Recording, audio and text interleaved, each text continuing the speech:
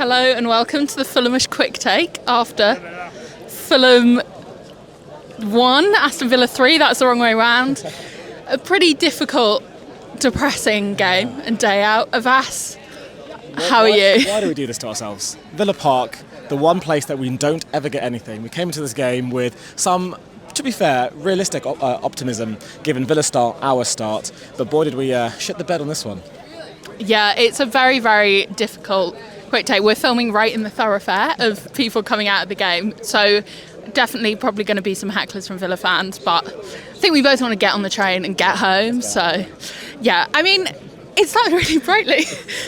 I barely even had time to get to my seat when the ball was sailing into the back of the Villa net, Raul Jimenez goal. I think there was a bit of concern that he was starting over Muniz. Muniz seems to be absent totally, maybe because of injury. But really, really nice goal. Up and running, and for the first 20 minutes, Villa had no idea what to do. That first 3 minutes scoring that goal, couldn't tell who scored initially, but pandemonium in the stands because it kind of fell into the what we thought was going to happen. We were going to play well, dominate a team that had no confidence, and it proved in that first 3 minutes. The moment he scored, another VAR check, bit of worry, dissipated finally. But then Jimenez goes down a couple of minutes later, and that really hinged our game plan, changed how we played. That first half an hour was so exciting. It was the game plan we thought we were executing brilliantly.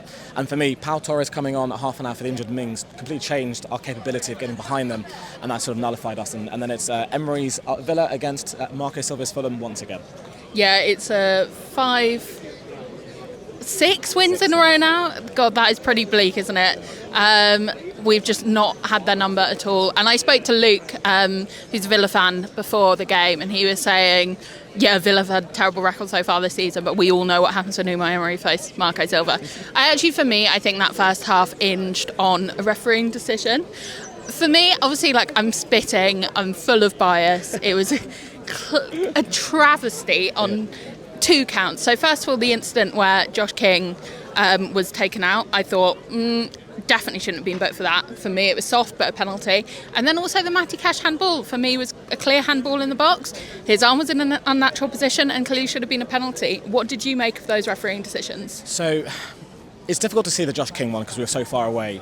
But it seems quite clear he got taken out, and he was trying to shimmy around the keeper, had nowhere else really to go, got taken out. It's ridiculous to give him a yellow card for that. If it's not a foul, fine, but he's not looking to dive and win a penalty. That's ridiculously harsh. Twice in 2 games. I hope he doesn't get a reputation for this now, and that the refs look as if he's a diver, because that would completely kill his reputation. The handball is incredible, because they've justified it by saying it was a justifiable position. But he's making himself bigger. His arm is part of that. The ball was going into the bottom corner. Is there much more of a handball than that is contentious? It's I don't understand how Ryan Sessegnom's one against Chelsea is a penalty. That's not a penalty. The inconsistency is killing us. And how many games now are we talking about VAR in our games, ruling out huge moments for us? It's getting tiresome. VAR is just not fit. It's fit for purpose, but not used properly. There's so much we could say, but it's just utterly frustrating how that turned our momentum, our positivity into the abject second half that it became. The Quick Take this season is brought to you by My Kind of Cruise, the world's first cruise booking app and website with unbeatable prices and deposits from as little as £1 is the perfect way to book your next getaway. Avais, after this game today, I'm sure you'll be wanting to get away. Where have you got your sights set on if you can get away from Fulham for a little moment? Well, famously, I went on a cruise a couple of years ago, thanks to Fulham, but that was only to Le Havre in France, so I'd probably go to the Mediterranean. I think it would be a nice change of pace. Yeah, a little bit further away, as far as possible, I think. Thank you so much to My Kind of Cruise for sponsoring the Quick Take on Fulhamish. You can visit their website, mykindofcruise.com, download the app from the Google Play or Apple Store, and use the code Fulhamish at discount for an exclusive discount. Yeah, I'm finding increasingly, the Josh King one was a perfect example, but I'm finding the language of VAR frustratingly clumsy in terms of we had the reckless or careless challenge against Chelsea, which I thought, what does that even mean? And then I thought it was about natural position, and now it's about justifiable position. What is a justifiable position? Who's justifying that? Really, really frustrating. And then Villa goal, kind of a weird situation. Ollie Watkins hasn't scored at all this season, missed a penalty against Bologna in the week. Of course he was going to score against Fulham. For me, I think there's not massively one player at fault there, but I haven't watched it back yet. Did you make anything of that? Just thought Anderson's position was slightly too forward because the ball went over him and he couldn't backtrack enough. And Bassi was trying to cover Watkins, and obviously Watkins has got good enough pace to beat in him. And you can't really blame Leno. Leno's in the position he ought to be. Just the chip was perfect. I hate to say it, but you literally couldn't stop that from going in once he'd hit it. Just very, very frustrating. Against the run of play at the time, but very, very, very frustrating going in 1-1 when we talk about all the incidents we've just mentioned. So, yeah, not a happy bunny at half-time. No, I mean, me neither. And then I think our bunnies became increasingly desperate and despondent by like 5 minutes into the second half. Not only one goal conceded, but two within a moment of each other. I think it was John McGinn scored the first, and then Emi Buendia. Just catastrophic and calamitous from Fulham. And I think what we've come to expect at this stadium, and like we always knew Villa are a very, very good team, and Villa were always going to burst into life. It's really unfortunate that it came this afternoon. And then for me, that was game done. Yeah, stayed until 90, but it was over. What did you think? I've got to say, I'm only here now because of this. I would have left a lot earlier had I not been filming this with you, Liz. That first goal was Adama playing a bit too much, lost the ball, and trouble is that Lukic, who was trying to shield, had a booking, couldn't commit. And then, of course, John McGinn, who I loathe more than probably any player in the Premier League at the moment, had to score that in typical fashion. And then what's been a common factor with Marco's teams over the last few years is that there are occasions when we will get absolutely flummoxed, mentality goes out the door, and we'll concede a second goal within minutes of the first, or the second in this case. And as you say, completely killed the game. As much as we tried to change the game a bit too late, in my opinion, with substitutions, wasn't so I agree with some of them, and it just wasn't working for us, even with the substitutions, unfortunately. We'll come on to those substitutions then. Quite a lot of change within the Fulham sphere. Obviously, we had an early substitution with that was forced. Raul had to come off, he was injured. I hope that's not long term, especially with Muniz out. Put Adama up top, which was very ineffective. But there were also a sort of host of substitutions in the second half. By this point, I would say, like, personally, my mentality was, it's over, it doesn't matter. And I don't think anyone had a particularly impressive performance. But I did think we saw a bit of what we saw of Kevin against Leeds. Yeah. I thought after Cambridge, I was a little bit concerned, but I thought that he had a lot of a better performance, even if he wasn't able to create a moment for us to get us back into it. What did you make of the substitutions, and do you think they affected the game?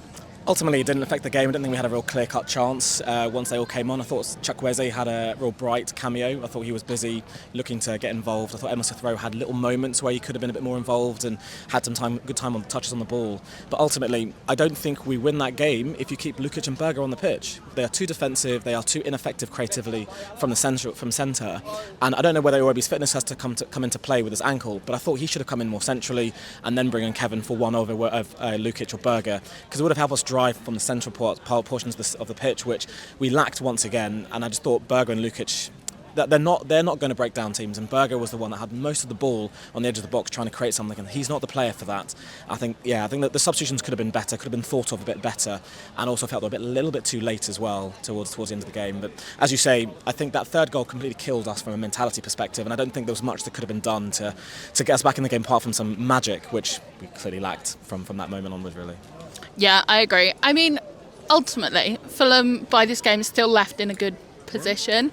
We've won our 2 winnable home games. We have got good points against Brighton, Man United, and unfortunate losses against good teams away from home. We can't really complain, but personally I was really excited, and I was really thinking this could be a chance for us to win at Villa Park. It's the same old story, and now we're rolling into a much more difficult round of fixtures. Are you feeling nervous about these ones coming up after this? I think the run was tough as it is. Without potentially a senior striker on the books, is going to be quite worrying. And if our plan is to play Adama up top, that's extremely concerning.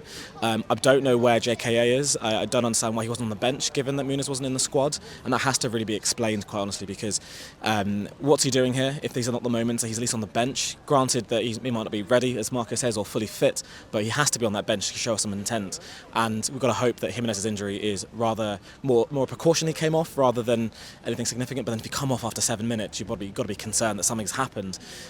So we've got to see let the dust settle. Let's walk away from this game, without too much regret, because to be honest with you, I came into this really hopeful. My Super 6 here was a win, which is unusual coming to Villa Park, but yeah, you know, you can't get too optimistic with Fulham sometimes. But yeah, I'm worried in the sense that I need to know where our squad is.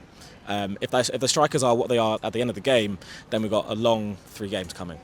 I agree. It's going to be a difficult run of fixtures, but onwards and upwards. Yeah. Avais, thank you so much for joining me today. Thanks for having me. I would say it's been a pleasure, but this has been more fun than the game. Yeah, and thank you for watching The Quick Take, brought to you by My Kind of Cruise. The boys will be back with the podcast tomorrow, so you've got that to look forward to if you want yet more reaction to this game. Till then, all that's left for us to say is come and you wait.